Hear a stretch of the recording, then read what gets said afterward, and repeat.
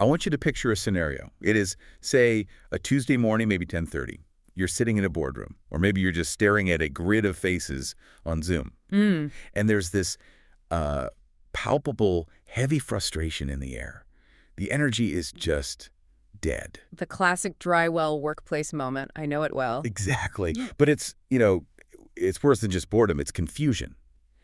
Because just 2 weeks ago, this exact same team was on fire. Right. You launched a massive initiative. Maybe it was a culture shift, a new sales protocol, maybe some radical efficiency drive. Everyone was pumped. The team was pushing hard. You were, pulling all the levers. And now, 14 days later. Silence. Nothing. No ROI. No hockey stick graph. The team looks at you, you look at the numbers, and the collective conclusion in the room is just, well, that didn't work. The strategy is broken. Yeah. So you stop. You abandon the plan. And you go looking for the next shiny object to save the quarter. It is where most careers, and frankly most companies, go to die. And it's not because the strategy was wrong, it's because the leaders didn't understand the physics of the lever they were pulling. That might sound a bit dramatic to start, but I think it's accurate. Today we're doing a deep dive into the compound effect by Darren Hardy. And I have to be honest, when I first saw this on the stack, I was a little skeptical. I get that. It's often categorized as personal development, and I thought, is this just going to be a pep talk? Yeah. But we're treating it differently today. We're treating it as an operating system for execution. Right. Because if you strip away the self-help label, what Hardy's actually describing is it's just physics and math. He uses this analogy of the hand-pumped water well that I think perfectly diagnoses that boardroom frustration you just described. I love this analogy. It explains why the team quit. It does, because it's mechanical. Yeah. It removes all the emotion from the failure. So break down the physics for us. Why does the well go dry? Okay, so imagine an old-school hand pump, the kind you'd see on a farm in an old movie, right? Yeah. The water table is, let's say, 20 feet underground. You grab that big iron lever and you start pumping. Now, physically, what are you doing?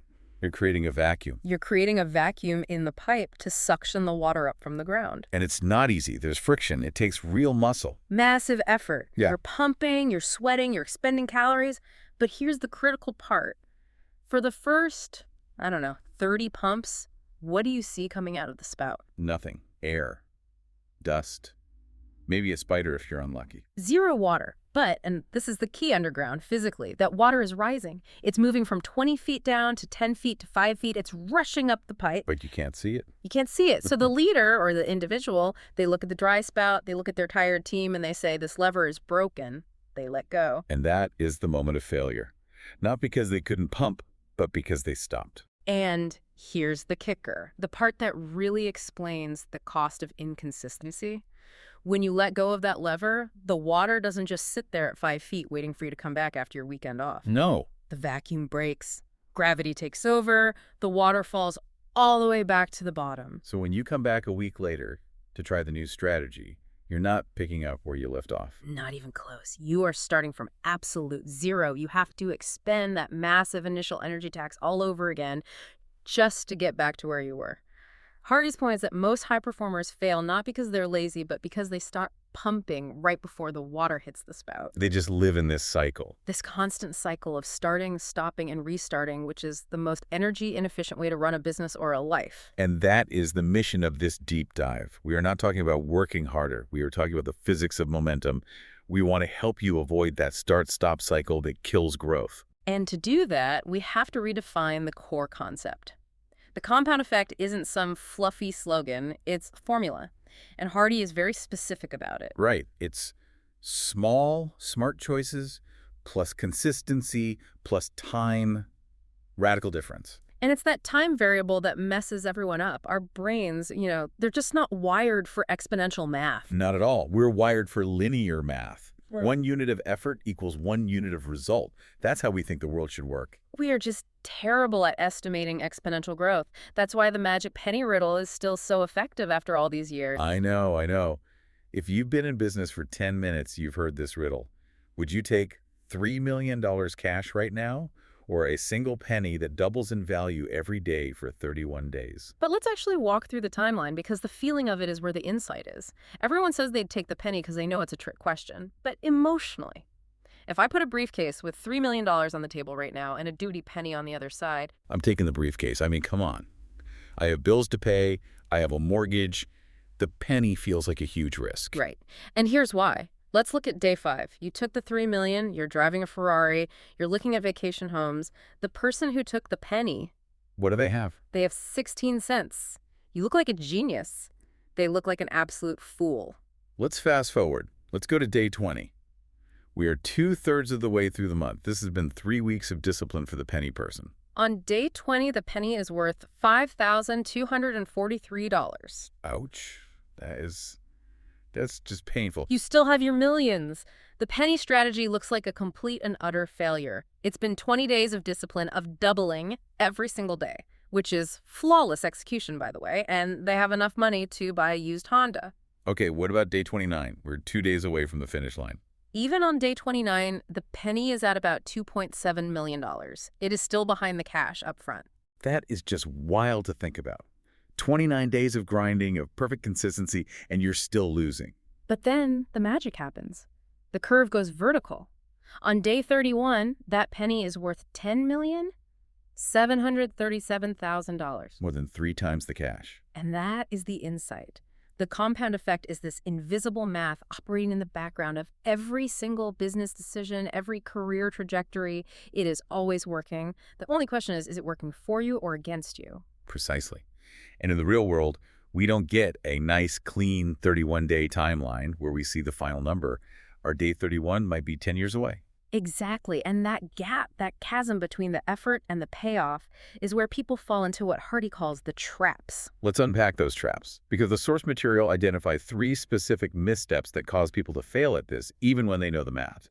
The first one is what he calls the microwave mentality. The expectation gap. This is a big one. We're conditioned for instant results. Fast food, instant messaging, overnight shipping. We click a button and the world responds instantly. It's a dopamine loop, right? Yeah. I post a photo, I get a like, I send an email, I get a reply. Yes. And we bring that exact same expectation into deep, meaningful work. Hardy quotes the Harvard psychologist Daniel Gilbert here with this brilliant observation about the lottery.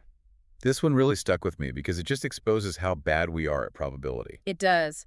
Gilbert notes that we see the lottery winners on TV holding the giant check, confetti's everywhere, it's this huge spectacle, and we think, hey, it could happen to me. But that's a completely distorted reality. Completely. Gilbert notes that if we gave the lottery losers equal airtime, just 30 seconds each to say, I lost, it would take 9 years to air the show. 9 years. That's a staggering visual. Imagine sitting in front of your TV for 9 years, 24 hours a day, watching people just say, I lost, just to see that one 30-second clip of the winner at the very end. It would effectively rewire your brain to understand the real odds. But because we only see the winner, we expect the quantum leap. We expect the big break. And when we're in the flat part of the graph, those early days of the penny, we perceive that lack of visible results as failure. And that leads directly to the second misstep, which I think is even more dangerous because it's so subtle. It's not about quitting, it's about drifting. The sleepwalking effect. Ah, yes, the unconscious choice. Hardy uses the airplane metaphor here, which is terrifyingly accurate for career trajectories. If a plane leaves Los Angeles and it's bound for New York and the nose is off by just 1%. Which is basically invisible on the tarmac. Totally invisible. It doesn't land in New York. It lands in Albany Right. or Dover, Delaware. You end up 150 miles off course. And the scary part is you don't notice you're off course while you're in the air. You think you're flying straight. There's no feedback loop until you land and realize you're in the wrong city. The source material illustrates this with the 3 friends scenario. I want to walk through this because it perfectly captures that 1% drift. It shows how small the inputs actually are. It's a great example. So you have 3 friends, let's say they're all middle managers, making $50,000 a year, same health, same marital status. Friend A is the control group. He does nothing. He just coasts. He's fine. Okay, and friend B. Friend B starts making small, smart choices, and I mean tiny. He cuts 125 calories a day. That's like removing the mayo from his sandwich or not finishing a can of soda. And he reads 10 pages of a good book every day. And friend C. Friend C makes small, poor choices. He has 125 calories a day, maybe a cookie at lunch, and buys a big TV to watch more news and reality shows. Okay, and here's the key. At month 10, what is the difference between them? Nothing. Zero. Visually, they look exactly the same. They're earning the same. They weigh the same. If you interviewed them, they'd probably feel like their lives are completely identical. But fast forward to month 31. At month 31, the separation is massive. It's huge. Friend C has gained 33 pounds. His marriage is rocky because he's sluggish and disengaged from the extra weight and all the negative media he's consuming. And friend B. Friend B has lost 33 pounds. He's lean, he's energetic, and because he's been reading 10 pages a day, he's consumed dozens of books on leadership. He's sharper. He got a promotion. And it looks like an overnight success for friend B and just bad luck for friend C. But it wasn't. It was 31 months of that tiny 1% drift. And that's the real danger of sleepwalking. Friend C didn't decide to get fat and stall his career. He didn't wake up one day and say, you know what, I want to ruin my life. He just made tiny, unconscious choices that compounded against him over time. Which brings us to the third misstep, inconsistency. This is what you call the energy tax. It's all physics again. Objects at rest tend to stay at rest. Hardy uses the steam locomotive analogy, which I love. When a train is sitting still on the tracks, you can put a 1-inch block of wood in front of the wheel. Just a 1-inch block. And that massive machine cannot move. It is stuck.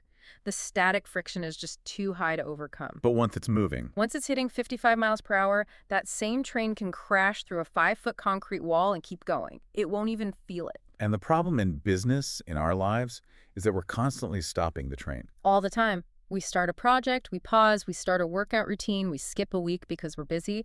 And every single time you stop, you have to burn massive amounts of fuel just to get back to zero. Consistency is not just a virtue, it's an energy conservation strategy. Keep the momentum. If you keep the momentum, the train runs on very little fuel. So we have the diagnosis. We know why we fail. We expect instant results from the microwave mentality. We sleepwalk through small choices until we drift off course. And we stop the train too often. Now, let's pivot to the solution. The source material outlines a framework, he calls it a momentum stack, to fix this. And it starts with the vegetable everyone hates eating, radical tracking. This is the part where everyone groans. Oh, I don't want to log my calories. I don't want to track every penny. It feels restrictive. It feels like I'm in prison. I get that reaction. I really do. But Hardy is adamant you cannot manage what you do not measure. And this isn't really about accounting. It's not about the numbers themselves. It's about consciousness. It's about waking up. It's about waking up from the sleepwalking. He uses the casino method as an example. Right. Think about a casino. They are money printing machines. Why? Because they don't leave anything to chance. They track every table, every spin, every dollar, every hour. They know exactly where the leakages are. Winners are trackers. So the prompt here is to track just one high-stakes behavior for 21 days. Just one. Just one. If you want to fix your finances, track every single penny that goes in or out. If it's productivity, track every 15-minute block of your day. The act of writing it down interrupts the unconscious pattern. You pause before you buy that latte because you know you have to pull out the notebook. And that split second of awareness changes the decision. It breaks the drift. Yeah, exactly. You can't sleepwalk if you have to write down every single step. Okay, so layer 1 is awareness through tracking. Layer 2 is systematized routines, specifically controlling what he calls the bookends. This is a favorite of mine because it's so pragmatic. It acknowledges reality. You cannot control the chaos of the middle of the workday. No way. The boss calls, the client yells, the server crashes. Chaos is inevitable. So stop trying to structure the chaos. Instead, focus on what you can control, the very beginning and the very end of your day, the bookends. If you win the start and the finish, the middle can be a total mess and you still win the day. So what does that ideal morning bookend look like according to the source? Rule number 1 is non-negotiable. Do not open email first. Email is a time vortex. It's just a list of other people's agendas. I am so guilty of this. First thing I do, roll over, grab the phone, start scrolling. And immediately, you're in reactive mode. You're defending, not attacking. Hardy suggests a calibration appointment, a set 15-minute meeting with yourself. You look at your goals and you define your MVPs for the day, your most valuable priorities. So you decide what success looks like before the world dictates your schedule. Precisely. And the evening bookend is just as important. You cash out the day, you review what went right, what went wrong, and this is crucial. You set the plan for tomorrow. So when you wake up, you start with execution, not decision-making. Yes. You preserve that precious morning decision energy for the work itself. You get the train moving immediately. Okay, so that brings us to layer 3 of the framework, which is catching Big Mo, momentum. Big Mo. It's that enigmatic force of success. When you have it, you look like a genius. When you don't, you look incompetent. The example that really struck me here was the Michael Phelps story. We all know he's the most decorated Olympian of all time, but the why behind it is just terrifying consistency. His coach, Bob Bowman, allowed Phelps to leave practice early once in 12 years. Once. In 12 years. And that wasn't just about swimming laps. It was about building a physiological and psychological rhythm that made him completely unbeatable. By the time he got on the blocks for a race, momentum was doing most of the swimming. It's interesting because people think momentum is about hype or getting excited, but in this context, momentum is really just about unbreakable routine. Exactly. And it applies to companies, too. We look at Apple today as this unstoppable juggernaut, but people forget the years of flat or even negative growth before the iPod really caught on. Right, they were pumping the well. Pumping, pumping, pumping. And then suddenly the water hit the spout. The growth hit 68%. The iPod led to the iPhone, which led to the whole ecosystem. But it was that initial unseen compounding that built the capacity for the explosion. So we have the framework. Track to get aware, lock in your bookends to ensure consistency, and then ride the momentum when it finally hits. But I want to get tactical. The source material provides some specific scripts, ways to talk to yourself and others to reinforce this mindset. These are great because they reframe decision-making in the moment. They act as like a mental pause button. Let's start with the financial one, the coffee script. Is this $4 coffee worth $50,000? This creates a visceral reaction. Most people hear that and say, oh, come on, it's just $4, relax. But if you invest that $4 a day at a standard 8% growth over 20 years, it compounds to over $51,000. So when you buy the coffee, you aren't just spending $4, you're liquidating a future $50,000. Exactly. It forces you to look at the compounded cost, not the sticker price. It changes the whole equation. It makes that small choice feel heavy, as it should. Okay, here's one for the team leaders. The MVP filter. If we only did 3 things today, what actions produce the greatest results? This just cuts through all the noise. We all have these to-do lists with 20 items on them, but usually only 2 or 3 of those actually move the needle. This script forces the team to calibrate on impact, not just activity. It stops the team from mistaking movement for progress. Precisely. And for personal growth, for getting feedback, this one takes some guts. Asking a success buddy or a trusted colleague, how do I show up to you? That is a scary question. How do I show up to you? Most of us don't really want to know the answer. We want to be validated. But if you want to fix your drift, you need someone who can tell you, hey, you're coming across as defensive in meetings, or you seem distracted lately. You need that external mirror because you can't see your own face. There's also a resilience script, a quote from Jim Rohn, who was Darren Hardy's mentor.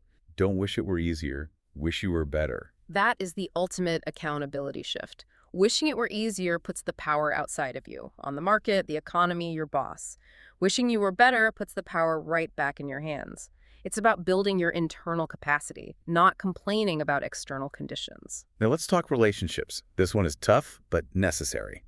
Is this a 3-minute person or a 3-hour person? We all have people in our lives who drain us, the energy vampires. Hardy isn't saying you have to cut everyone off. Sometimes these people are family or colleagues you have to deal with, but you have to categorize them. So if someone is negative, always complaining. If they're a 3-minute person, you give them 3 minutes. You do not spend 3 hours with a 3-minute person. Yep. You are inviting that negative drift right into your life. And finally, a script for your partner or your core team, the relationship review. On a scale of 1 to 10, how would you rate our relationship this week? And what would it take to make it a 10? The magic is in that second part. What would it take to make it a 10? It gives the other person permission to give specific, actionable feedback without it turning into a big fight. It catches the drift early before a 9 becomes a 4. It turns a complaint into a solution. Exactly. I want to ground all this in a real-world example. The source material shares a mini case study about a CEO named Phil. Right, this is a classic stalled growth story. Phil runs a $100 million company. It's doing fine, but it's stagnant. The culture is flat, trust is low. It's a dry well situation. And the diagnosis was that Phil lived in a bubble. Yeah. He hadn't been to certain parts of his own building in 5 years. He was completely disconnected. Now, the typical executive move here would be to launch some massive culture transformation task force. Big banners, town halls, bring in consultants, write a new mission statement on the wall. All that stuff. But Phil applied the compound effect. He made one small choice. He committed to a tracking behavior.